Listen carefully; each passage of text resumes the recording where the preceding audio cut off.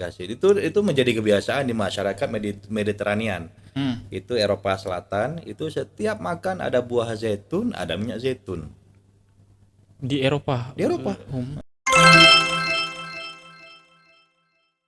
Alhamdulillah kira-kira Pak, setelah Lebaran Idul Fitri kemarin, Iya, hari ketiga kami tim EWSK berangkat ke Valencia, Spain. Oke. Valencia itu bagian dari Andalus dulu ya. Al-Andalus ya. Andalus ya. Andalusia dulunya Muslim, tapi Iya. kemudian dulunya negara Islam, kemudian akhirnya kalah, kemudian dikristenkan lah. Dikristenkan, tuh. Nah, ternyata saya melihat begitu saja, peninggalan Islam itu masih ada nih, bangunan masjid masih ada, kemudian keramah tamahan orangnya juga masih oke. Oke. Kemudian orangnya masih menolong, nggak cuek-cuek. Kok Iya, di Eropa bagian utara tuh agak cuek orangnya. Kalau di Jerman emang ya lu siapa gue siapa kayak gitu ya. Nah, Ini tingkat sosialnya masih sosial masih tinggi lah. oke. Kalau Masih yang oke. bagian selatan kayak Alhamdulillah masih oke ya. Nah, kemudian kalau Jerman memang gitu lah. Kok Jerman tuh tipikal pekerja. Oh iya. Waktu senang-senang cuma weekend, mulai dari Jumat sore sampai dengan Minggu siang, itu waktu senang-senangnya mereka tuh. Itu waktu berkumpul. Selain itu memang kerja. Kerja. Orang Jerman gitu emang. Ya. Mental kerja. Mantap kerja. Ya, urusan lu, urusan gua. Itulah Jerman. Iya. Nah, tapi kok di Iberia, semenanjung Iberia, Spain itu namanya Iberia, itu masih ada rasa peduli. Kemudian dia ada nggak enakan gitu-gitulah. Saya dijamu makan hotel saat itu. Kita tim dijamu makan. Oke. Kami Muslim ya, kami cuma boleh makan seafood, tapi tidak boleh diolah pakai dengan wine. Oke, jadi kami kukus saja, boleh silakan. Kukus supaya ikan tuna dikukus untuk sore Pak Haji. Ikan tongkol Iya. sore dikukus, dan dalam piringnya tuh minyak zaitun. Dan piringnya minyak zaitun. Taruh minyak zaitun dalam mangkok kecil, ada buah zaitunnya, Zaitunnya. ada yogurtnya, ya, nasinya sedikit. Itu yang disediakan kita. Itu makanan mereka sehari-hari. Wah, ini makanan yang disunahkan Rasulullah seperti ini. Padahal mereka non muslim. Tapi mereka mengamalkan. Justru. Ini disunahkan Rasulullah. Saya baca-baca. Ini yang disunahkan. Saya menikmati, wah enak juga makanan gini, kenyang, dan akhirnya sehat, kita berjalan sehat, kaki. betul. Nah, kemudian kita kembali lagi lemak baik tadi ya. Lemak ya. Nah, kemudian protein dari sumber hewani lebih bagus. Ya, dibandingkan dengan nabati. Kalau untuk hal ini bagus dari sumber hewani. Ya, kenapa? Karena pernah saya baca satu paper mengatakan 1 gram protein hewani sama dengan 10 gram nabati. Berarti kita butuh 10 kali lebih banyak. 10 kali lebih banyak, betul. Iya. Jadi ada telur, ada daging ayam, ada daging sapi, daging kambing gitu ya. Itu yang diberikan ke ibunya sampai usia 6 bulan. Si bayi. Tok dari Asia. Itu catatan. Ini dari catatan nih. Kita mendeklarasikan diri sebagai provinsi yang menyerahkan syariat Islam. Ironinya, cakupan Asia eksklusif kita di bawah 70%. Di bawah 70%. Untuk provinsi Aceh. Wah, rendah. Artinya nilai-nilai yang kan ada ayatnya tuh untuk menyusui sampai 2 tahun. 6 bulan dia eksklusif. Sisa sampai 2 tahun tuh MPASI namanya, makanan pendamping ASI. ASI-nya tetap tapi didampingi dengan makanan-makanan. Nah, kita Asia eksklusif aja di bawah di bawah standar yang disarankan. Coba bayangin, kita ini provinsi yang menjalankan syariat Islam, tapi Asia eksklusifnya jadi masalah. Jadi gimana kita perbaiki, dari mana kita mulai perbaiki? Nah, makanya butuh kolaborasi dengan para ulama, ya, dengan remaja masjid, supaya ini bisa disuarakan lebih luas. Bahwa Asia eksklusif adalah suatu hal yang wajib dipenuhi, dalam tanda kutip wajib dipenuhi oleh ibu-ibu yang tanpa ada halangan. Misal ada penyakit ya, harus berikan. Ini jadi tantangan kita bersama nih. Oke ya. Dapat poinnya. Sampai 2 tahun. Itu dari dia lahir sampai 2 tahun itu, kalau dia ada stunting, stunting itu kan tinggi badan per usia. Kalau wasting itu berat badan per usia. Kalau wasting, kalau yang gizi buruk tuh. Ya. Tapi kalau tinggi badan per usia selama 2 tahun, misalnya bulan ke-10 dicek, tinggi badannya belum belum sesuai dengan tabel nih yang disarankan, itu kita masih bisa lakukan intervensi sampai dia sudah 24 bulan. Masih bisa. Masih bisa kita lakukan penata laksanaan. Masih bisa kita obati dalam tanda kutip. Obati ya. Yang diobati bukan cuma anak, mamanya, pola asuhnya, neneknya juga kita harus kasih pemahaman. Betul. Nah, itu bisa sampai 24 bulan. Nah, setelah 24 bulan ke atas, kalau ditemukan stunting itu untreatable, tidak bisa lagi kita treat perkembangan otaknya. Kayak penting kan? Penting sekali. Betul, penting sekali, Dok. Nah, kenapa? Apa kayaknya kalau tinggi badan Kak? Hubungan dengan otak? Iya. Oh, sangat berhubungan. Karena setelah di CT scan, itu anak stunting tuh misal jaringan otaknya kayak gini ya, kecil ya. Iya. Di CT scan, tapi kalau anak yang non stunting jaringan otaknya segini. Lebih banyak.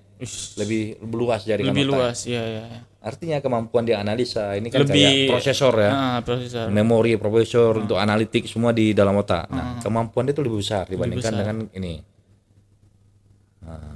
Anak yang stunting. Waduh. Penting nggak? Penting, Dok. Penting. Makanya jangan nanti dibilang orang Aceh lamlo. Lambat loading. Penting Mas Herli. Jadi itu yang harus kita treat. Jadi setelah usia 24 bulan stunting ya kita ya tetap anak berkembang seperti anak biasa. Tetap enggak apa-apa, enggak ya seperti biasa ya. Seperti biasa, tapi kemampuan berpikir, menganalisa, menangkap pelajaran, empati ke orang, kendali emosi. Emosi termasuk emosi. Waduh. Itu jadi masalah. Dampaknya berkepanjangan. Sangat. Kemudian produktivitas. Penyakit pada saat dia udah di usia di atas 50 muncul.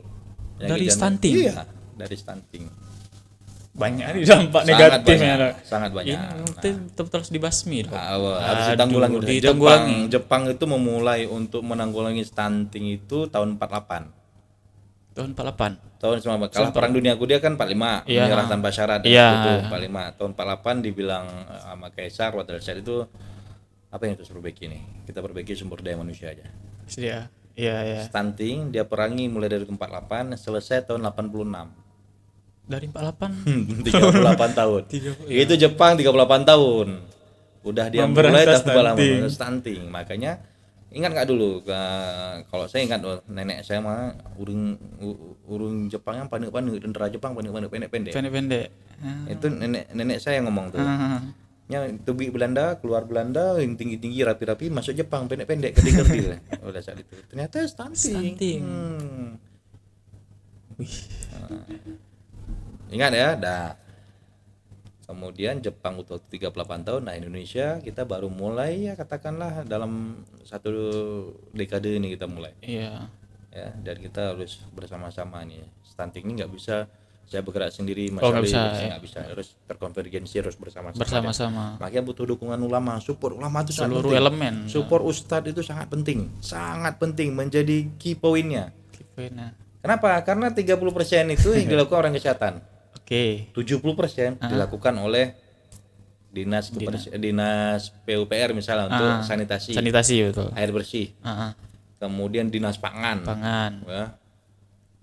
Bukan dinas bidang pangan, misalnya bidang PUPR, bidang pangan. Bidang pendidikan untuk bidang kemasyarakatan itu lama 70% kontribusinya. Yang kita orang kesehatan udah kita habiskan gas itu cuman bisa maksimum 30%. Sisanya 70% itu dari kolaborasi semua pihak. Nah, gimana? Wah. Rumit ya? Dan dampak stunting mengerikan dong. Sangat mengerikan dampak stunting. Tidak terasa sekarang, enggak kayak orang kecelakaan, kecelakaan gitu. Enggak. Berkepanjangan. Sangat berkepanjangan. Bangsa ini harus bangkit, betul loh. Ya, khususnya rakyat Aceh harus bangkit kembali. Rakyat Aceh. Kualitas sumber daya manusianya harus kita perbaiki. Dengan memperbaiki kualitas sumber daya manusia. Oke, kita bicara isu stunting aja, semua aspek udah ini. Iya betul. Kayak dokter bilang tadi, masalah stunting beres, semuanya Insya Allah semua beres. Masalah pendidikan beres. Masalah air bersih beres. Betul. Masalah pertanian beres. Iya, karena emang saling berkaitan. Nah, Satu poin aja semua. Efek domino ya. Nah, Masya Allah. itu Mas Arli. Gimana, menarik ya? Menarik dong. Wah, menarik. Tapi kalau nggak dilakukan ya gitu-gitu aja. Tapi harus kita bergerak. Tapi bergerak. Harus bergerak. Nah, makanya ajak teman-teman, para aktivis ya, untuk bekerja bersama-sama bahwa ini stunting ini adalah demi masa depan kita. Demi masa depan, betul. Kalau kita nggak lakukan sekarang, kita nanti diminta pertanggungjawaban di akhirat nanti, karena kita ilmunya udah ada. Oh ya, ilmunya udah ada. Pertanggungjawabannya berat tuh di akhirat kalau kita nggak tangguh lagi. Kenapa kamu zalim dulu? Ya, itu masuk zalim. Zalim karena ada ilmunya kita nggak. Iya, kita diam aja nggak mau gerak. Zalim itu. Betul, gitu Mas Arli. Masya Allah. Oke Dok, sebelumnya mungkin bisa dicicipi dulu Dok. Waduh, ada mantap minuman cai masalah. Iya. Ini teh rempah, Dok. Teringat kita di India ya. Iya. Emang dari India. Oh, dari India. Dari India. Oh, di bahan-bahannya ini cai ini aslinya India, produk India. Apa aja bahannya nih? Ada cengkeh. Oh, mantap. Terus Kapulaga. Ini anti enggak pakai gula pasir tapi pakai aren. Berarti antioksidannya tinggi nih. Antioksidannya tinggi. Ya, mantap nih. Mantap. Ini ada campuran susu kambing. Mantap. FE-nya tinggi tuh. Minuman herbal. Zat besinya tinggi. Zat besinya tinggi. Masya Allah. Bismillah ya, kita buka ya. Bismillahirrahmanirrahim.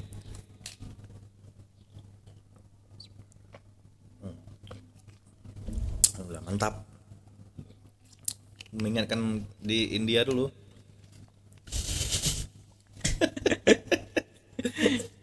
Masya Allah. Mantap. Di mana nih kita bisa ini dapatkan nih? Oke, cai masalah ini mungkin ada sosial medianya.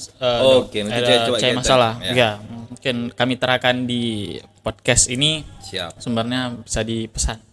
Mantap. Masalah. Siap. Ini minuman herbal yang berkhasiat, Ustaz. Emang karena herbal semua Bikin isinya. ini ya, bikin kita semangat. Semangat. Ini ya pas ya saya bicarakan bahwa kalau minuman seperti ini namanya less process ya, jadi tidak diproses begitu banyak. Iya. Tidak proses melalui proses ini, Enggak. Itu tubuh gampang mengenali codingnya. Oke. Nah, jadi dia begitu masuk ke tubuh kita, dia akan lebih gampang coding DNA. Dan tidak berat untuk mencernanya, akhirnya membuat tubuh kita happy. Oh, enggak bekerja keras untuk. Betul. Beda sama minuman-minuman yang. Ya, kalau itu bekerja keras ya untuk memecahnya. Kadang-kadang coding apa nih benda masuk ke dalam tubuh nih? Iya. Berpikir keras dia. Keras betul. Itu dia namanya pemeriksaan nutrigenomik. Oke. Itu ada pemeriksaan. Canggih itu Allah ciptakan tubuh kita. Masya Allah. Jadi semakin barang itu seperti bentuk originalnya, semakin happy tubuh kita untuk mencerna. Karena nggak perlu bekerja keras untuk mencerna. Masya Allah. Oke, kita lanjut nih 2 poin lagi. Boleh. Kemudian setelah 2 tahun kita melihat bahwa ada perkembangannya, itu kita hanya ya memantau semaksimal mungkin mungkin. Nah, kemudian perbaikan pola hidup masyarakat harus penting nih. Pertama, angka BAB Semarang kita masih tinggi. BAB Semarang tinggi. Kenapa bisa menyebabkan stunting? Dari air bersih aja isunya nih. Iya. Kenapa? BAB Semarang tinggi. BAB Semarang tinggi menyebabkan stunting. Sanitasi air bersihnya tercemar. Nah, betul. Ya. Jadi begitu BAB sembarangan tempat itu dia masuk ke tanah diserap ya. Kuman itu kan nggak mati, dia masuk ke dalam aliran sungai bawah tanah itu, dan rata-rata orang kita masih menggunakan air tanah semur. Itu dikonsumsi. Itu dikonsumsi oleh anak bayi tadi, anak yang 6-24 bulan, diare, mencret terus. Kalau udah diare dia nggak ada zat gizi yang terserap sehingga dia lama-lama stunting. Pengaruh. Sangat pengaruh. Aduh. Sangat pengaruh. Itu jadi air bersih ya. Kemudian kalau satu lagi yang terakhir, kalau ini enggak semua kita bahas, cuman key pointnya kita bahas. Iya. Key pointnya yang paling penting adalah kalau kita menanggulangi stunting, pendidikan di keluarga. Mulai dari PAUD anak. Pendidikan itu sangat penting ya. Untuk bisa mendidik orang, kita juga harus terdidik ya. kitanya dulu yang harus diisi kitanya dulu harus terdidik supaya kita bisa mendidik orang lain. Betul. Nah, niatnya kita perbaiki bersama, kita melakukan pendidikan untuk apa? Untuk berbuat baik sebanyak-banyaknya. Iya, betul. Untuk kadang-kadang orang pikir, lah ngapain sekolah itu nggak ada duitnya. Nggak ada mungkin itu. Urusan duit itu urusan Allah. Kita kerja terus. Rezeki itu dari Allah. Masya Allah. Nah, kalau saya prinsip gitu.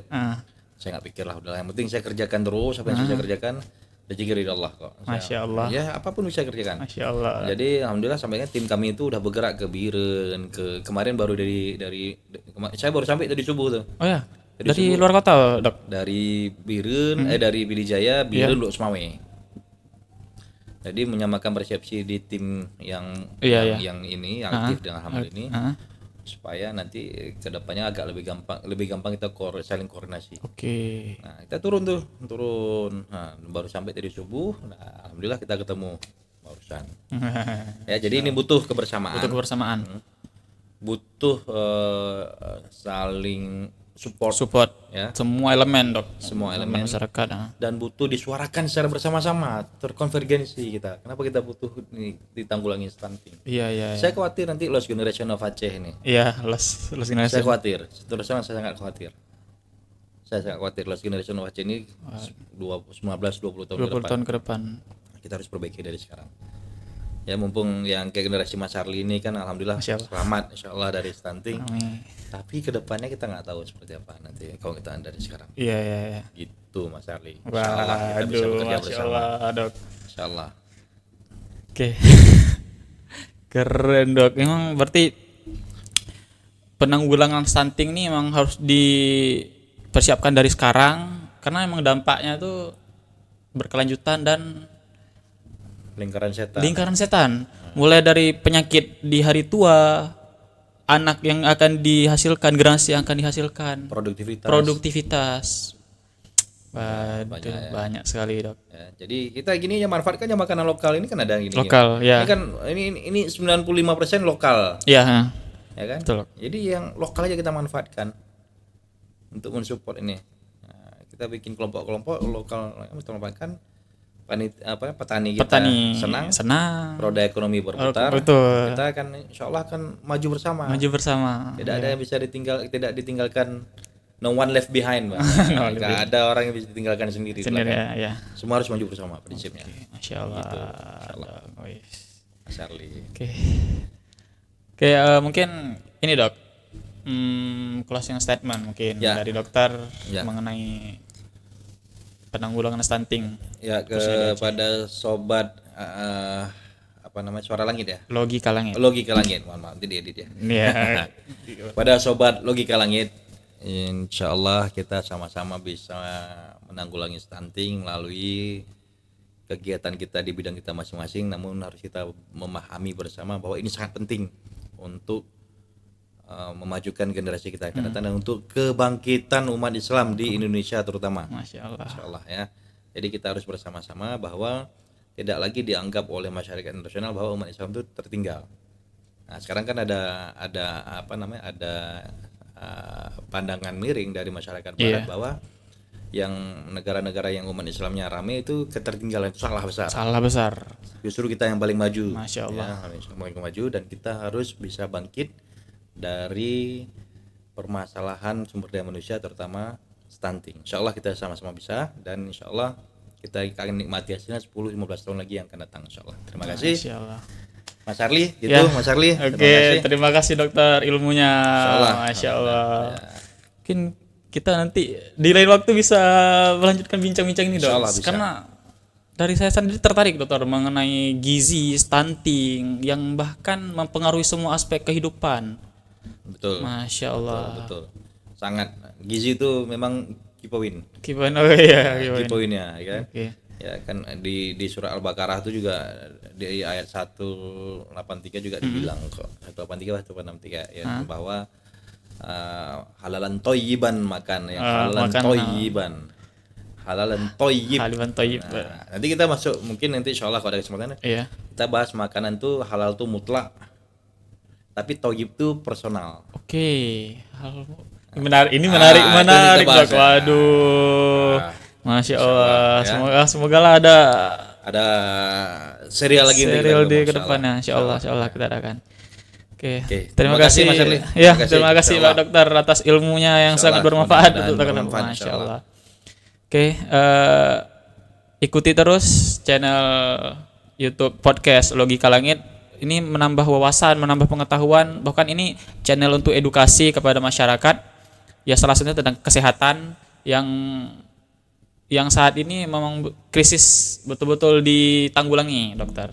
Oke, saya host Logika Langit Herlintamaru Doriri. Wassalamualaikum warahmatullahi wabarakatuh.